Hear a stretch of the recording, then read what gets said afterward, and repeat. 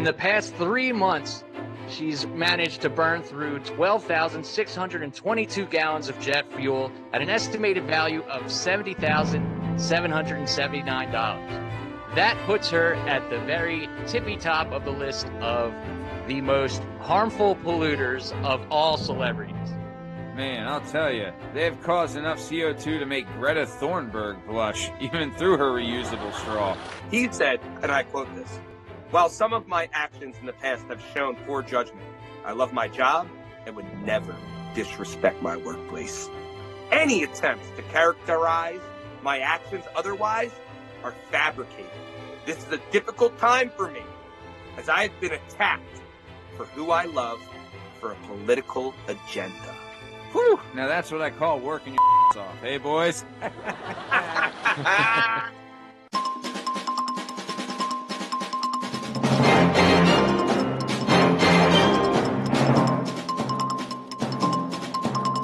Hello, and welcome to the Working Perspectives Podcast. I'm Matt Lavelle, accompanied tonight by the one and only Liam Lashmize Reese and Strong Stem Steve Cabot. Tonight's top stories. In Stupid Is as Stupid Does. First, we'll be going into Memphis, Tennessee, where a middle school student steals a gun from the school. Then we'll head down to Commerce City, Denver, where we have two masked men who try to rob a check cashing store, end up misplacing the getaway car. We'll transfer into incredibly incredible news, where we'll talk about the amount of CO2 being generated by America's new favorite couple. And then also we'll touch on a senator who gets caught playing hardball. Let's kick it to our on-field analyst at Kirby Middle School. Liam, what do we have for me?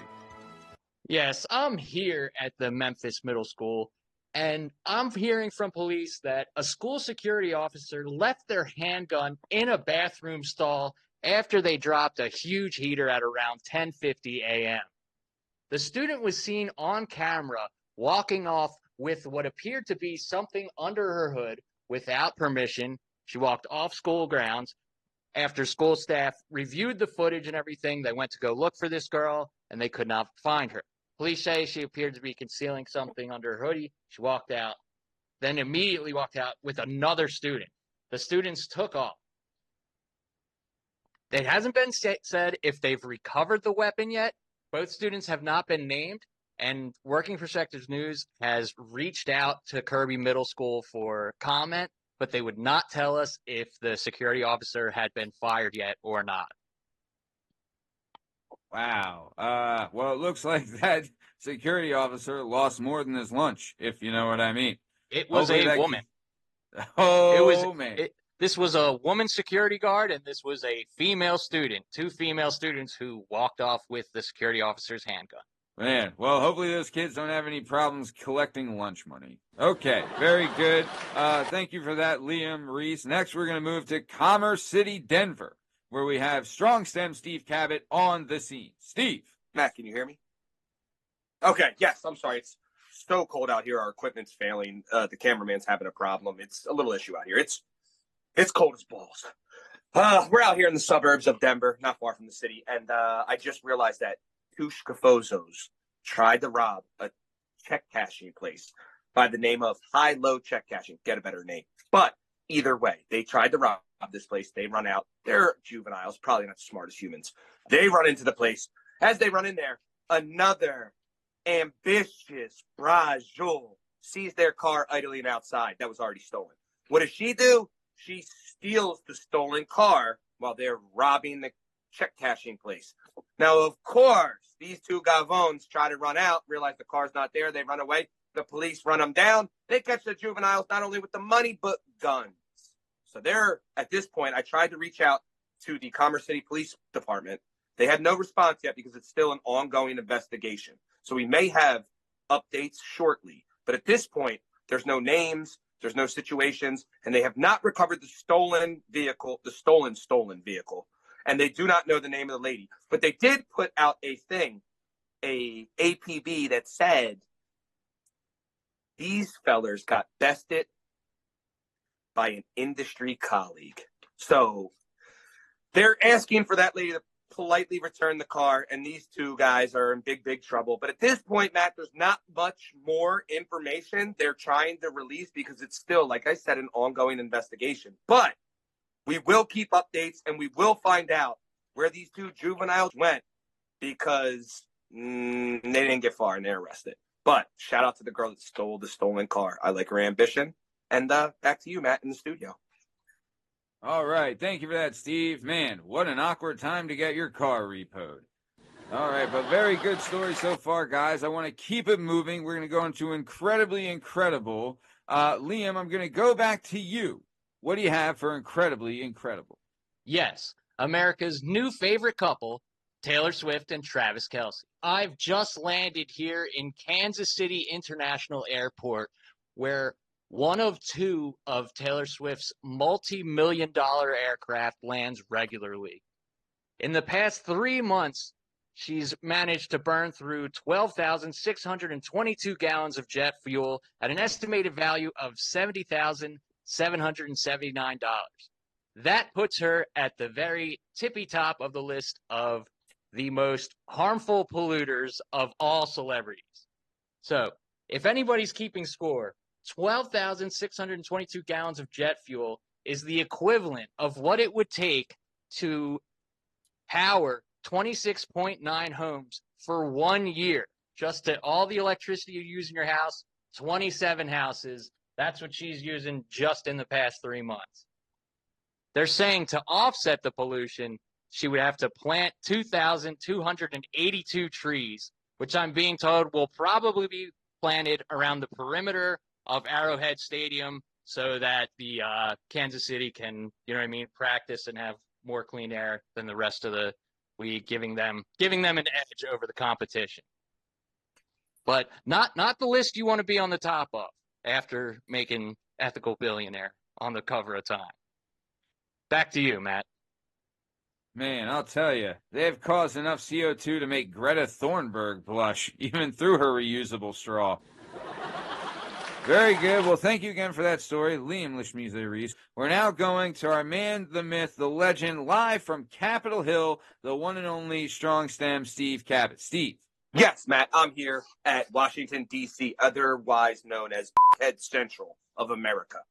We are here, and I just spoke with U.S. Senator Dinosaur Ben Cardin, who is a Maryland senator and is about to retire, and he told me that he had to fire a staff member due to an unforgiving, unsolicited act he may have performed in the halls of Senate.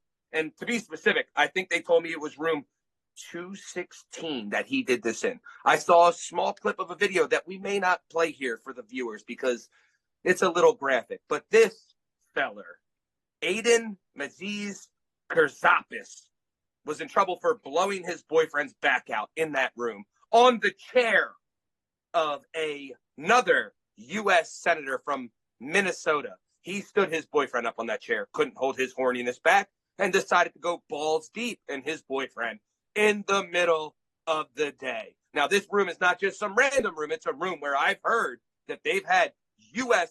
Senate Judiciary Committee hearings held here, right? So again, he did this, but my favorite part is I did speak to the blower of the backs out, and he had a small quote and a small thing that he would like to tell me. He said, and I quote this, "While some of my actions in the past have shown poor judgment, I love my job and would never disrespect my workplace. Any attempts to characterize my actions otherwise are fabricated. This is a difficult time for me, as I have been attacked for who I love for a political agenda." Now, that exact quote he put out on LinkedIn has already been deleted. So, but the internet never forgets. So they have it.